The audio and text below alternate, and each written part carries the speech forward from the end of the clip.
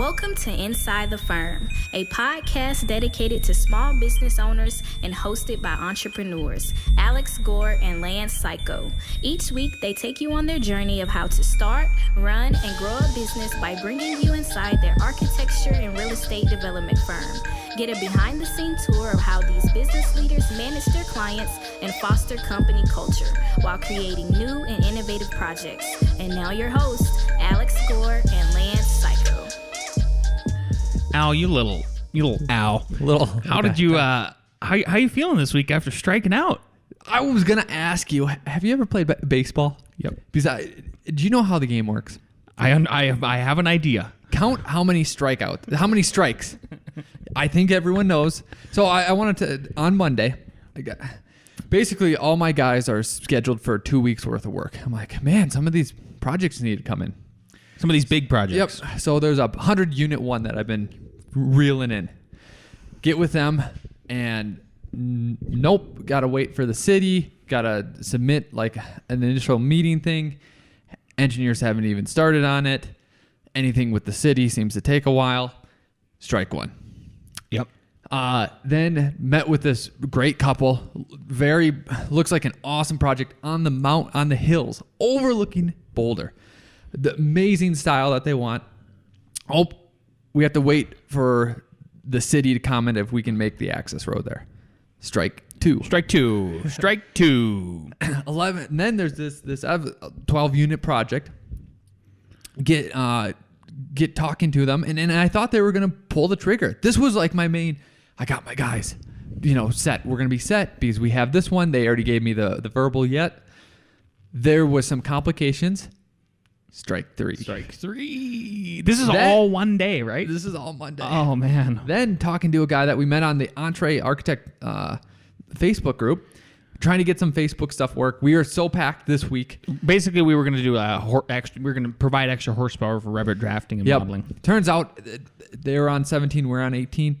Strike 4. I didn't even know you could get more strikes. Oh, wow. That's why. Yeah. Sure enough. Even Monday I go home. I feel like that was a bean. You got beaned the last time, but then but you were already out. It's like they threw an extra pitch and they just hit you in the head. I'm walking back to the dugout and he just throws the baseball at me. That's what I feel. So anyways, poor little Al. So that's why I said poor little Al. But since then, let me ask you this: did you keep your head down, Al? Did you just quit working? Did you just start drawing unemployment? Immediately. I called up, hey, government, unemployment. Honestly, Monday, so I'm trying to coordinate, get all this news, and then I get some emails response back, and it's the end of the day, and it's 4 strikeouts.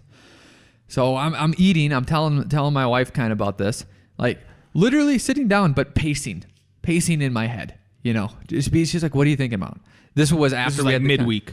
No, this was still Monday. Oh, wow. Tough day. And plus you're not, you don't even get to treat yourself to a little beer. Calm your nerves. I think it was on Wednesday. I was like, I wish I could just start drinking. Just one. Yeah, exactly. Like I need to start drinking. So, I'm quiet for a while after this. She's like, what do you think about? I'm thinking about these projects. So Tuesday I show up and let's say the 100-unit project. I called the engineers and I keep getting in contact with the main people. And the big thing that I've been doing to developers, because I think this is huge, this relates back to basically why that Revit guy called us from Entree Architect from the Facebook group. Yeah. And it was from the foundation plans. So remember how we said there's been so much hit about how we do 3D foundation plans. You've been getting a lot of feedback. So all the developers, and including this 100-unit one that I don't have projects with yet or have in the past, but we're in a lull, I literally asked them, hey, we've been providing standard. We've made it standard that we'll give 3D floor plans, an actual 3D view, which is okay. That's normal for everyone to do. 3D foundation plan, sorry. Yep. Yeah. No. But then 3D plans, obviously, like of the building itself. And then we do 3D floor framing plans now. Because it's just that we have it set up in our template. Yeah. I go, we're thinking about adding a 4th D. And I had 2 thoughts. And my initial first thought was, should we do the sticks? Like, let's put the sticks in the framing, right? And my other one was, well, what about modeling the HVAC? Because if you remember one of our townhome units, they took the bottom truss cords of the roof they and decided, we're just going to cut that. or cut all those and put our HVAC through here. I thought that was, and then I was talking to another person who said HVAC, they just kind of run through and messed up her house. So I wanted to know what would be more valuable. So I was emailing them, and I keep in contact with this 100-unit developer, and I go, which one should we try to make standard? I haven't got a reply back from them, but from other people, they've all said HVAC. And one of the developers, I asked, and I said, hey, everyone else is liking our foundation plans. So this guy went and talked to his field guys and said, oh yeah, they love the 3D foundation plans. And they say HVAC would be the next one to add. There you go. That's the one. I don't think that's a bad idea. We'll do it on the development project. Sure. Yeah. Make it happen. So that one, and then I talked to the engineers. They are having a meeting with the city on Thursday, and they should know. They should know whether they're going to pursue the project or not. Which one? 100 unit. Oh, really? Yep. Next Thursday. Yep. Wow. And what did they say? Okay, that's good. It's the equivalent of when we did our first pre-app meeting. Yeah. And actually, to me, that means me being a decision maker. I would decide whether I'm going to do the project or not after that meeting. I don't know if that's true for other people. Understood. Okay. So that one might come back to us. Then the 11 to 12 unit one, we got this email where it basically said, hey, it's on hold for this, and this project. So this reason, like 4 reasons on hold. So I could have just, after Monday, just being strikeout, beamed literally in the head. Right in the face. Yep, right in the face. I could just, okay, let me know, whatever. And just giving up. Just giving up and but just what'd you been do? Friendly. I took each point, broke up their email into like 5 points, and thoroughly answered each one and just gave like, hey, this is what I think. This is what might need to happen. Here are your 3 options for this. Still think like, okay, maybe they'll come back in 6 to 8 months and figure this out. 2 days later, hey, we're closer than we thought. Can you meet next week with our partner? Okay, fantastic. And you know what what I wanted to tell everybody about is for the 11 to 12 unit project, it's going to be a series of townhomes, like triplexes and duplexes and stuff like that. Mm-hmm. But how we got the lead on this project was because of our Amazon HQ Denver push. Yeah. That was just, all theory. It was just a study that we did. It got us a ton of exposure. But I know a lot of people that saw us doing that later on went and asked, even in the Entre Architect community. So what are you going to, like, they just were, complete disbelievers in because there wasn't a 1-to-1 translation, right? Yep. And I think that's one of the things we were okay with for sure was, nope, if you can capitalize on getting yourselves out there, it's going to come back to you in some way. Just getting your name out there, starting to present validity for what you do. And you don't have to make up an Amazon skyscraper to do it. So we kind of... Yeah, because we don't want you to do that because you'd be just competing with ours anyway. Yeah, exactly. So we kind of bullied our way into a development meeting with the city council. By meaning, like, I just told the council members that we knew that we were coming. They didn't invite us. They apparently invited other ones. And then we sat at the big table, and then we presented. And then I made a presentation, and then Lance was there for support and actually was listen to last week's podcast and see how like Lance played the dual role there. Yeah. And the tech guy, which I appreciate too, because I'm just trying to keep points in my head. You know what I mean? Exactly. Like I can't. Exactly. I was just trying. I was trying to make Alex's presentation as smooth as possible, and I wanted it to happen. Everybody in that room needed to hear what Al had to say and how Al had prepared. Yeah. And then and why I know that is because the meetings that he's gotten afterwards since speak volumes. Exactly. So another person just contacted me and said, "Hey, I saw you present. I wish you would have presented longer. We're doing a project. Let's meet." Of all people to want to talk longer, Al Gore. Yeah. That one, yeah. Oh, he must be doing it right. Did I say that mountain house that I struck out at? They just emailed. Did you look over at my computer screen before this podcast? They said we're sending the check and the signing. Didn't today. you say? What didn't you get it? Didn't you ring the bell yesterday? Or no, you no. Not you ringing. wanted to high five me. I wanted to high five you. Yeah. I wanted to high five you, and I love high fives. They're great. So that was hard for me. I'm watching the door because I'm supposed to have on my end. I didn't strike out. I've been crushing it. Signed 2 more houses today. Well, I think that I reversed time and made solid hits on all these. So there you go. I struck out, And then I whiffed it. The bat came around so fast because I was on top of things. I spun all the way around and hit it on the second pass.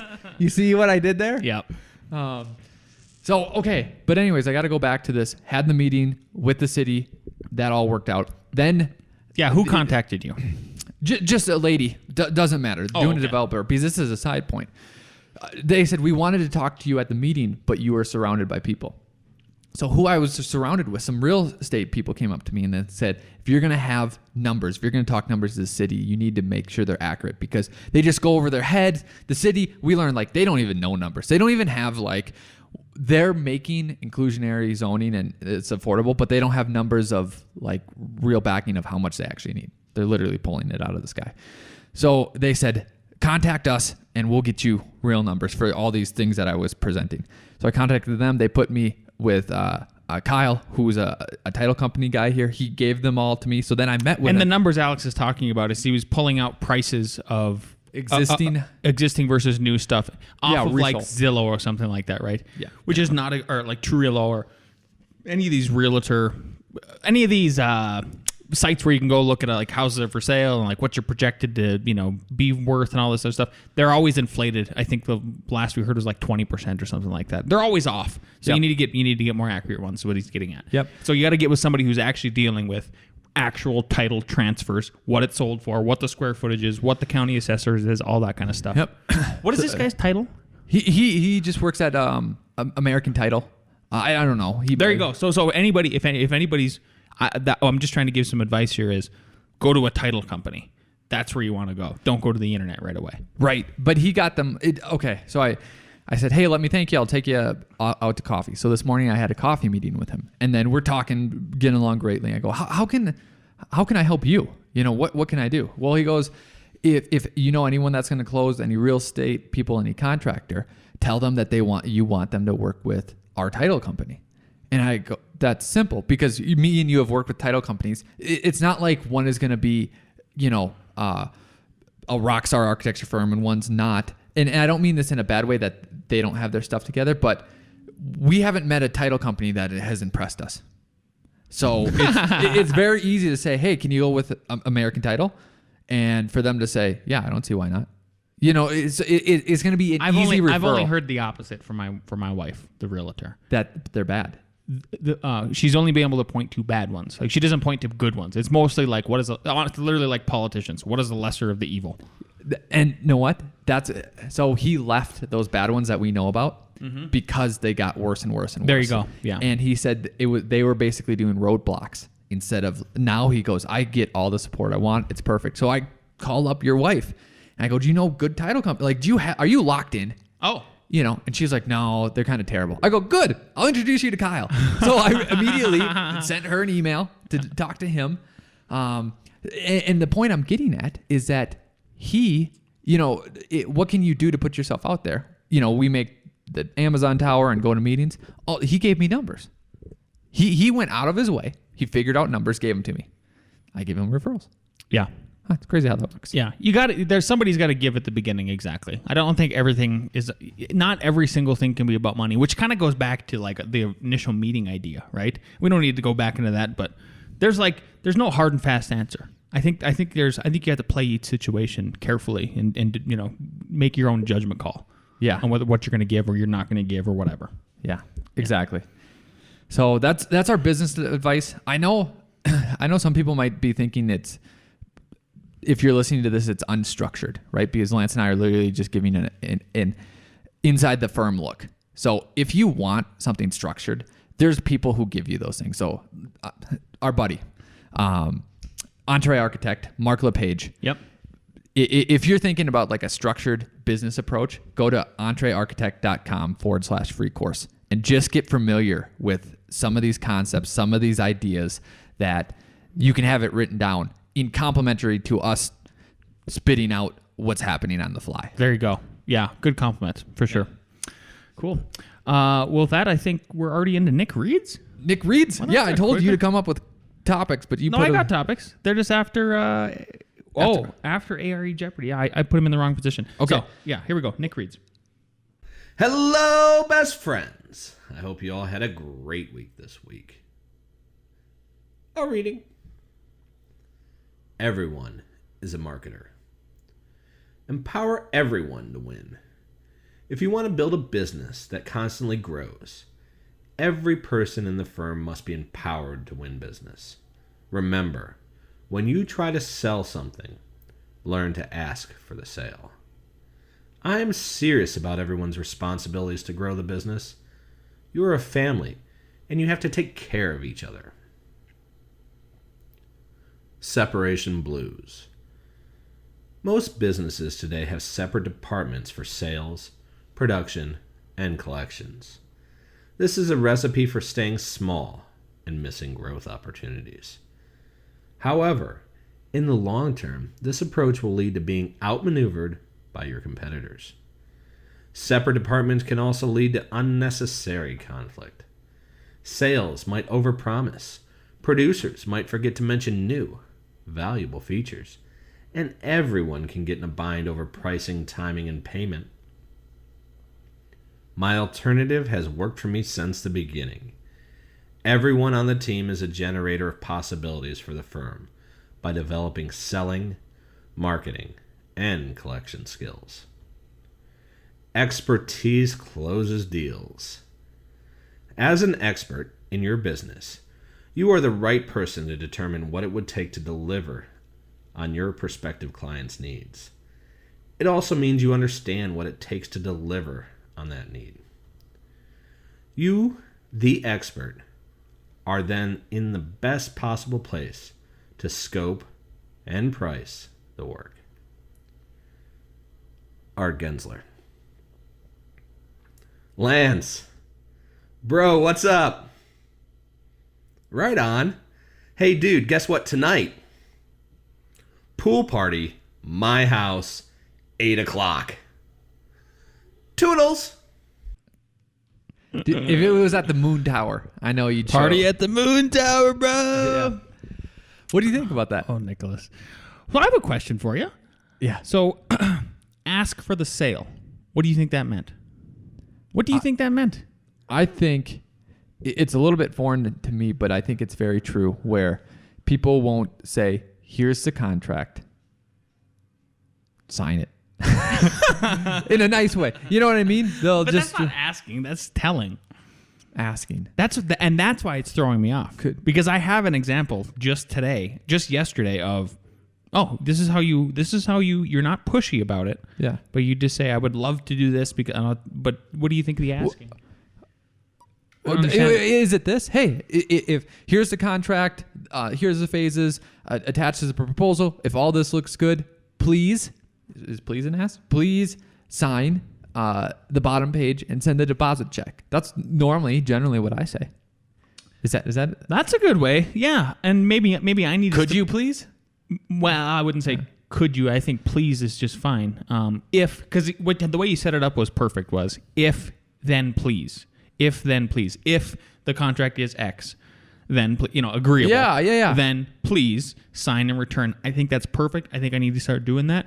Look at that. My approach has been up to this point, like exactly yesterday was, hey, if I can get you signed by Friday, we can start Monday. And I know you're in a hurry. Ooh. So if you just please sign and return and send a deposit check, then I think that's where you go. Yeah, you can't be afraid. I think you have to I don't know. The shark's got to come out at some point, and you have to really not put heat on them, but I just keep in the view of the client that you're going to sell to. Yep.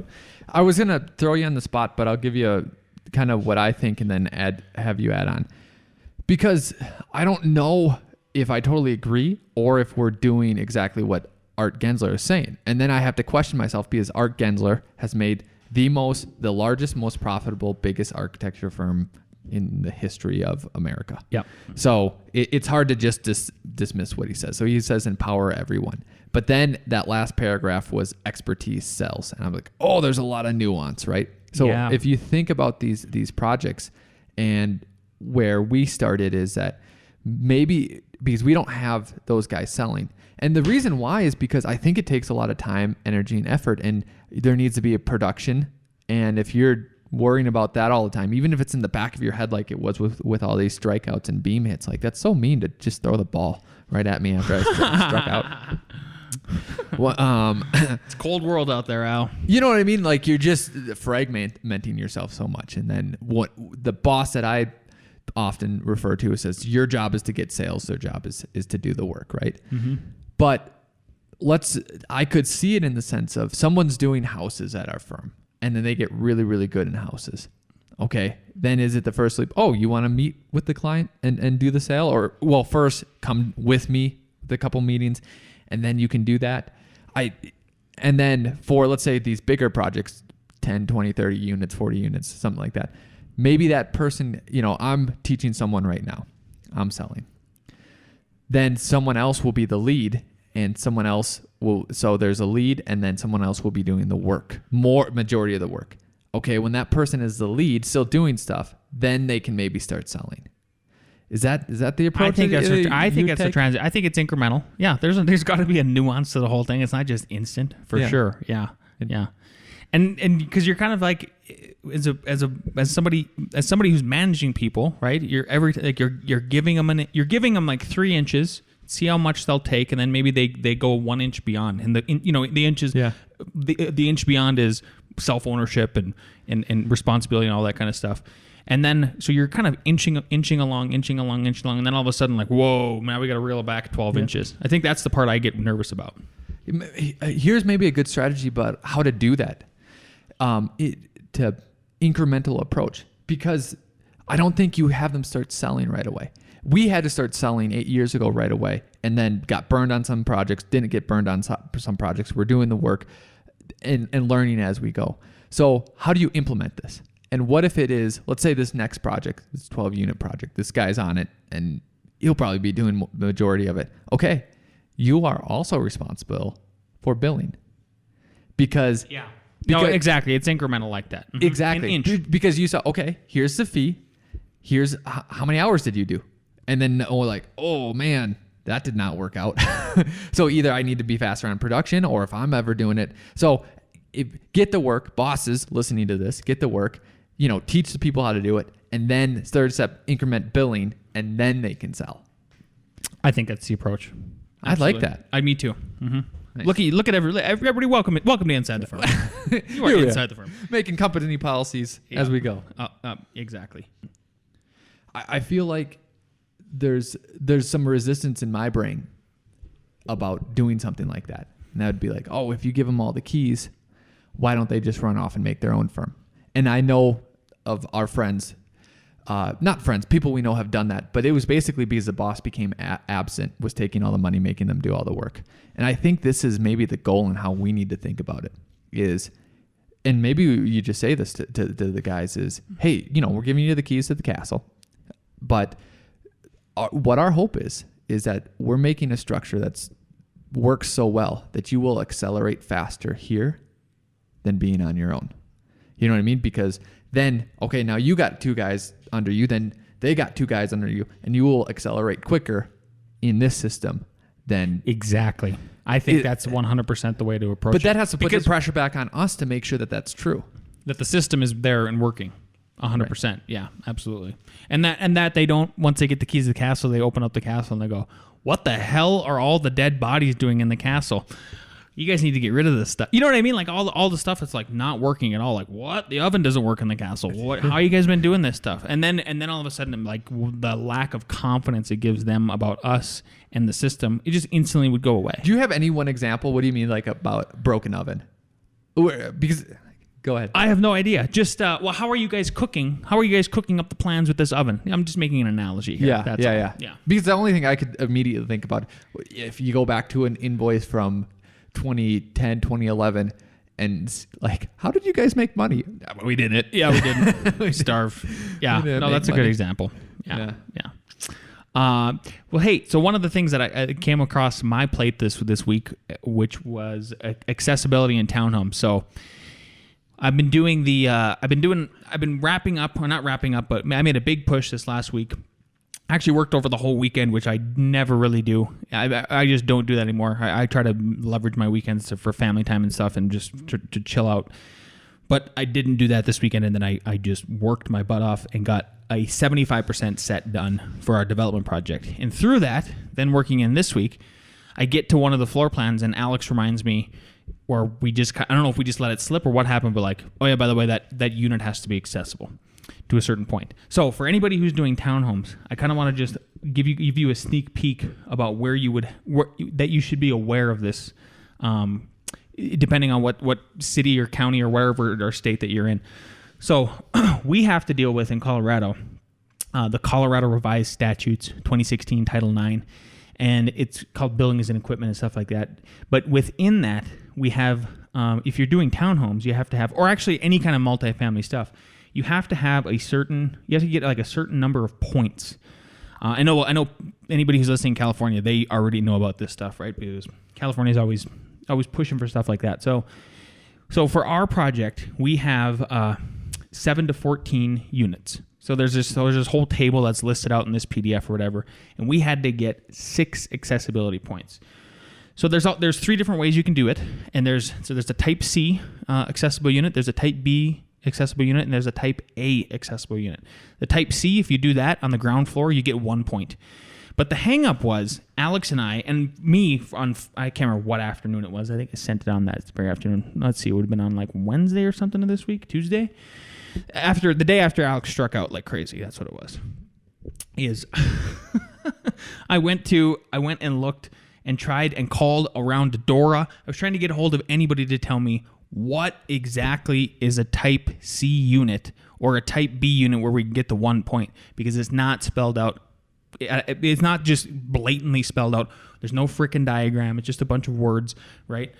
So the way we got down to it is, we honestly had to take an educated guess at the end of the day.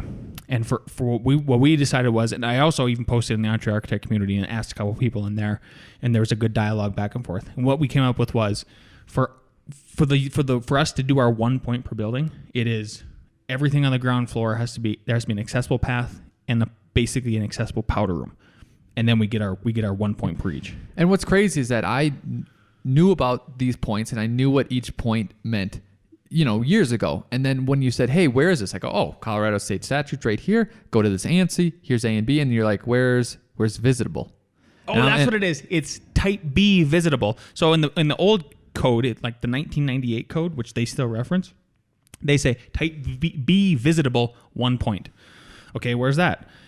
There isn't one. What we could find is we could find a Type C visitable in the new code, but they're not referencing the new code. So it was this huge back and forth, and they never got back to me. They still never got back to me. Oh, Doran never got. I emailed them, of course. Yeah, you called them too, right? Called them. Yep, it was 2 hours. 2 hours of work. So we got it figured out. But if I just caution anybody who's doing a multifamily project, if you are doing if you're doing above 7, right? Is that the number? Yeah, exactly. As soon as you cross the threshold past 7. So if you do, even if would it count like this, Al? If you did a 4-plex and a triplex, that's 7. That's 7 on one piece of land, right? Yep. Okay. Just know that magic number will you have to address it as soon as possible. And I mean at the beginning of everything, right? Site plan review, because you need to make sure you need to make sure the freaking sidewalks go up to it properly, so that wheelchairs can go in and out. Know what's crazy about that too is that when even if it's on separate properties, because these townhomes that are separated by separate properties, that's only technically shouldn't that just be one single family, but you still got to do it. Yeah. So don't get caught with your tail. We lucked out, honestly. We really did, just because I think we lucked out because we already did a very similar product. So the floor plan on the first level sort of lent itself to that. We didn't put ourselves in like a corner. But nobody puts baby in a corner. No one. And let's dive into luck out, meaning 6 years ago when this hit me for the first time, I did not luck out because I had no clue what was happening. I said, I have to look into it. And then it was a shocker and we had to figure all this out. So luck came from pain. Years ago. Yeah. Thanks for Al. He lucked me out. How about that? There we go. And the last thing I want to do before we bring in the guys for A.R.E. Jeopardy is talk about just a little piece of advice for anybody who's thinking about going in the design build it going towards the design, build, development, just moving from architecture and evolving. And that is, if you have your favorite contractor or contractors, just if you're buddies with them and you have good discussions and everything, you guys aren't mad at each other or anything. If you kind of have that personal level with them, let's say you're just going to do a single family house for the first time, but you've never built one, but you've designed 20 of them, right? If you have some dumb question that you think is dumb, but you have no answer to it whatsoever about how, like, well, hey, in this sequence of construction, what can or cannot I do, or like what would you recommend? Every single phone call, try to sneak one of those in there. What's great about that is that it's funny because you're more the contractor guy and I'm more the developer guy, right? Yep. And we cross-pollinate all the time.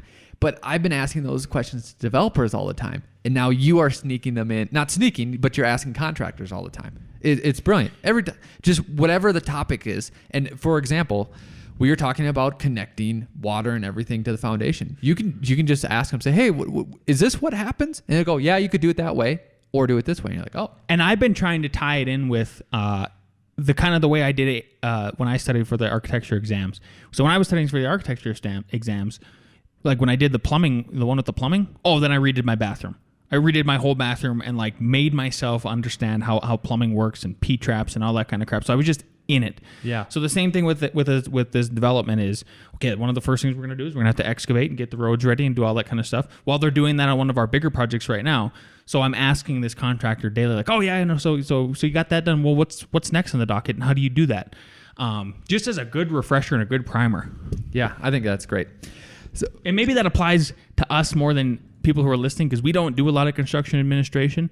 Nobody ever wants to pay for it for us. But if you aren't, and I think that's the kind of the way to segue around the whole thing. And I think there's a difference between mindsets of, okay, construction administration. I could just be way off base here, but you're going out and you know what you're looking for and you're checking it. Putting your mind, maybe you're doing that right now. But then ask yourself, what if I was building this? Do I understand it? Yeah, from you're that right. perspective? It is a different mindset. That's absolutely 100% right. Because we've been on the job sites all the time. Yeah, and it's different. It's totally different because So it is. So changing your mind to think about, okay, the sequence of construction. If I was building this, what is the next thing I'm going to do? Because that's going to be the critical part for you transitioning from an architect to a developer or builder. Yep. So next we have A.R.E. Jeopardy. And these questions are brought to us by Tony, designhacks.com. I actually used him. So one of my last tests, I think it was 8 o'clock in the morning, and I was up by 5, and I was studying, and my test was at noon. It wasn't a morning one. And I go, man, I kind of looked over all my other stuff, but I can't let up. I can't relent. So it was something extremely affordable. I got who knows how many questions, a whole bunch of questions, for like $25, and I go, this is worth it, because even if there's one or two things that helps put you over the edge. I know. Yep. And his questions, he has a bunch of questions. I think they're great because they match up. And what was great about his too is that doing the other ones, questions from like ballast PPP, I would not get good percentage on.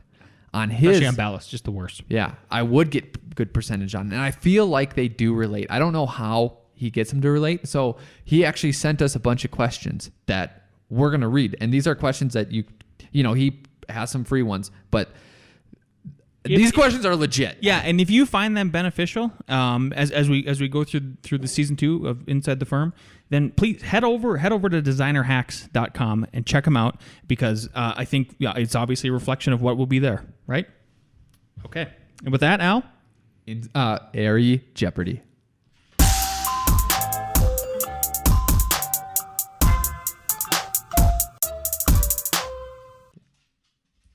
Okay, here we go with the first question. Under number 1, this is one where it will have multiple answers.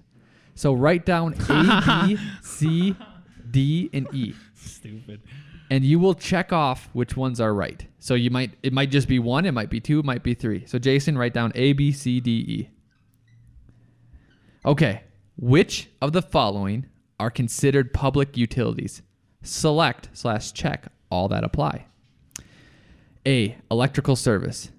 B, trash removal. C, sewer.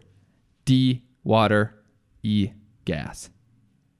Public utilities.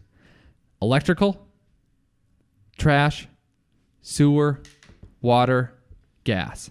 Public utilities. Which of the following are considered public utilities? Select any that apply. One more time. Electrical service, trash removal, sewer, water, gas. Public utilities. Utilitize. Just took a swig of your water. Now I'm going to get sick out. Oh, gross. I'm not drinking that water anymore. Throwing that in the ground. Okay, are we ready? Okay, the correct answers are A. Did everyone get A? Jason, can you show it? Okay. Then B, no. So electrical service, yes. Trash, no. Sewer, yes. Water, yes. Gas, yes. So it's A and then C, D, E. So no one got it, but we might come back and this might be the bonus tiebreaker if someone got more. There you go. There you go. Yeah, so keep track of that. What's tricky about this, so sewer, water, gas. This is such a tricky question because gas is XL. Electric can be XL. Trash can be waste management or the city. Water is public. Water, sewer. Sewer is public, yeah. Yep. So the gas and the electrical, maybe, know what I'd say? Why that might be? No. Here's why. Is because like in Boulder, it's an electric public utility. So I think in some municipalities there is a private one. Yep. And then only, like maybe there's 3 different ones you get to pick from, I don't know, or something like that. And then, but Boulder is a really good example. That's all public. Yep. Yeah. Because it's Boulder. But I would think about it this way. This question might come up in the A.R.E. What does a city want to have their claws around? Right? So electrical, they're going to want to know about all that, gas, and then water and sewer. Like they need trash, they could care less about. Okay, question 2. The measurement of reflected radiant energy received on a surface is known as. So the measurement of reflected radiant energy received on a surface is known as A, thermex, B, R value, C, albedo, D, cadence. Couldn't you read? No, it's not D. It's not D. I'll give you that. You can't give me hints. Well, okay. I already did. Okay, thermex, R value, albedo, cadence. Not cadence. But you want the question again, Mark? You guys need the question again? The measurement of reflected radiant energy received on a surface.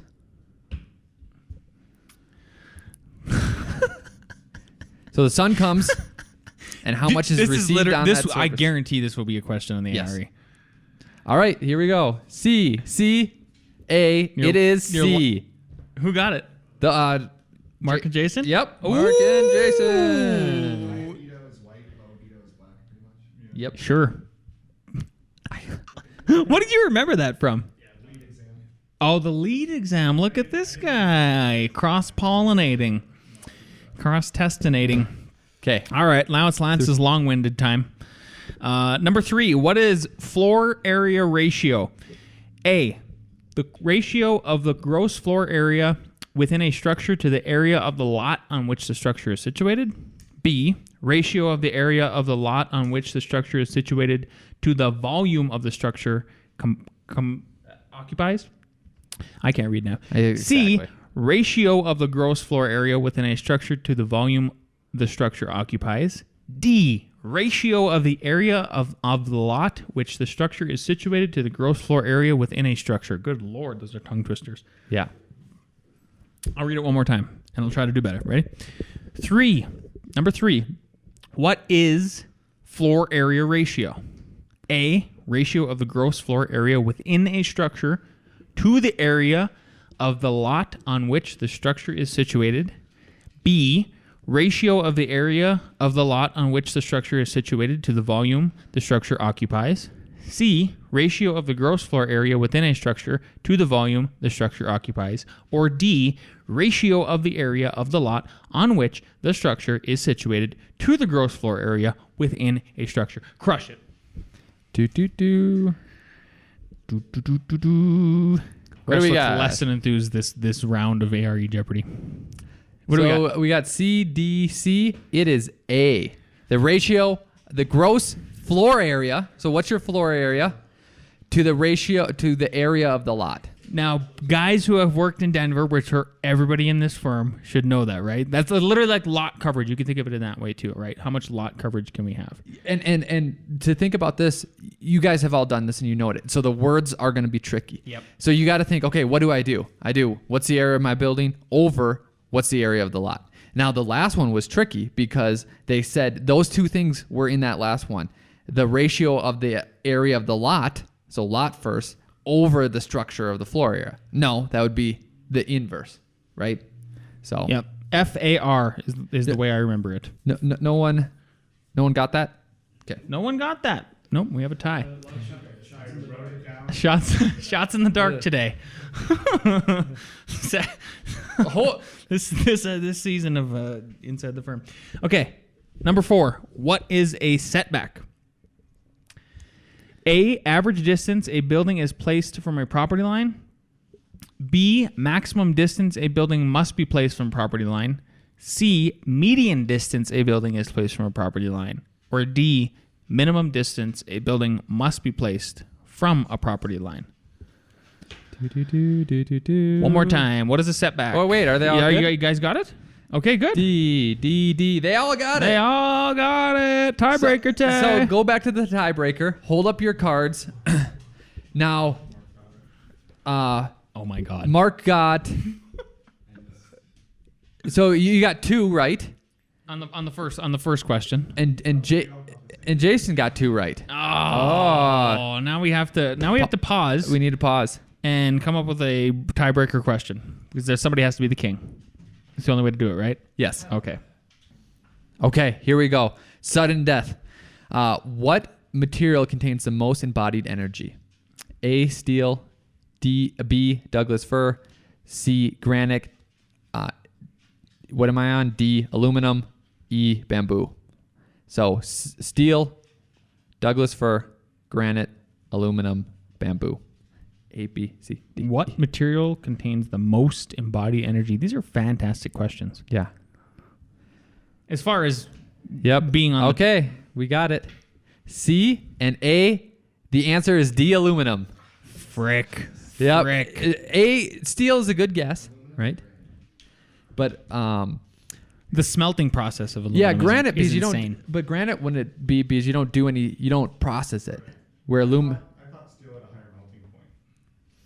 So I thought it just took more energy to form it. Yeah, I don't know why it is aluminum. I just know it is aluminum, but I don't know. Okay, this one, if you don't get it, we're going with whatever's closest. Okay. What is the maximum length of a corridor with a dead end? Answer in feet without inches. Should I read? Yeah. Okay, I'll read this section. So this is section 1018.1 dead ends of the IBC. And I won't read the answer. Where more than one exit or exitway doorway is required, the exit access shall be arranged such that there are no dead ends in the corridor more than blank feet. Wow. Again. Yep.